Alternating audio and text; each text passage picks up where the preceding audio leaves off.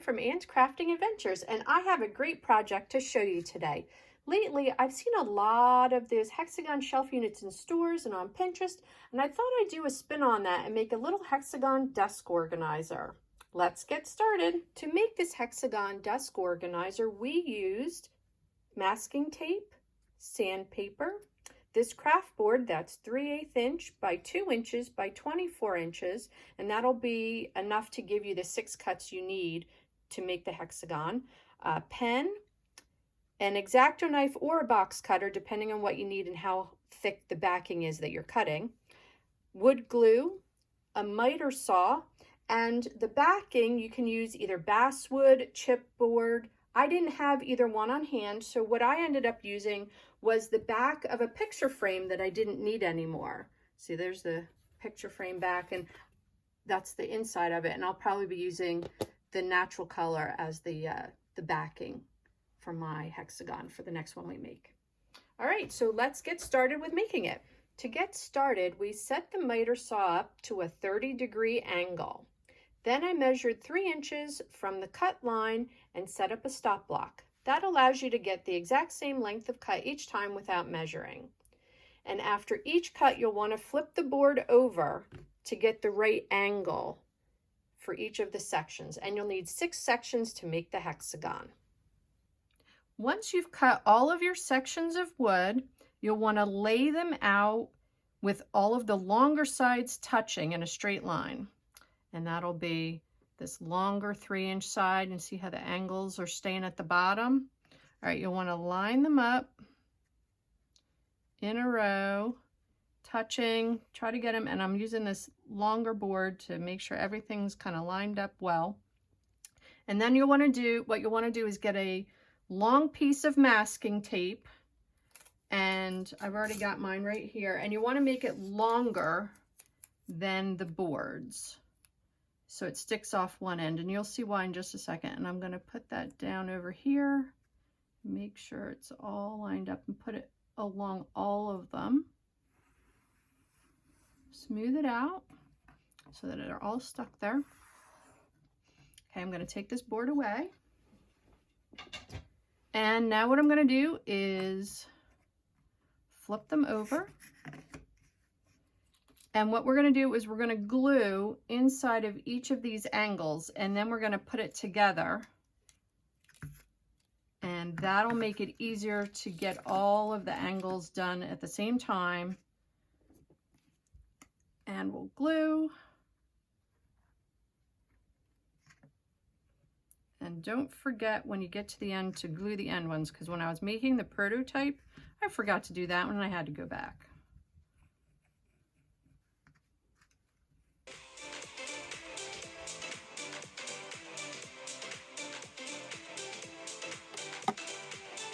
Okay, now what you can do is start getting all the sections in order, and what I'll do is I'll get these all lined up, grab my tape, tape it over nice and tight, and then what you'll want to do is get a wet paper towel and get all the glue off of there that's extra. Make sure it's nice and lined up, and then you'll just let it dry. And we'll meet back here once it's dry. Once your hexagon is dry, you'll want to get your backing material and lay your hexagon on it and draw around it to cut out the backing. That's what I'm going to do right now.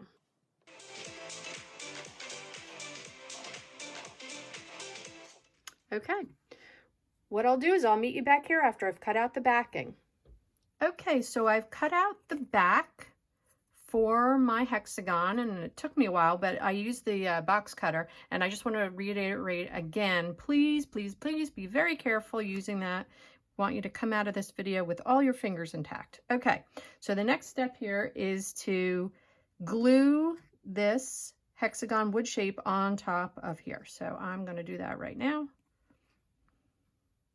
And it's going to need a fairly good amount of time after you glue it for it to dry up and be really strong. So what I'll do is I'll do this, And then do a little bit around the edge here, because we want to have a good connection between the two sections.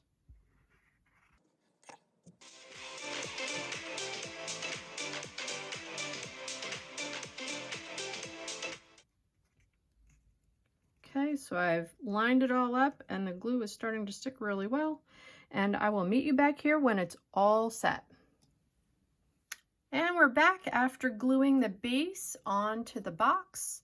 And next up, we're going to do some painting. And that's one thing I did forget to say in the beginning with our materials. You're going to need a paintbrush and some paint if you want to paint the interior. You certainly don't have to, but I think it'll really add a pop of color. So here we go. Our first one was a kind of a pinky reddish. And this one I'm going to go a little bit different with the teal, little blue. I think it'll look really good.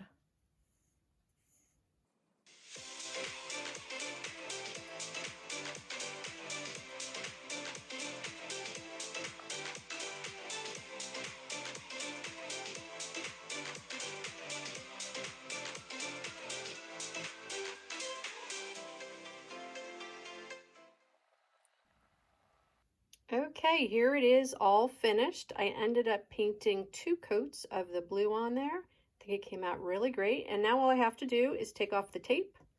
I left it on the whole time just to make sure everything was permanently attached and all together. And I'm going to take off the tape.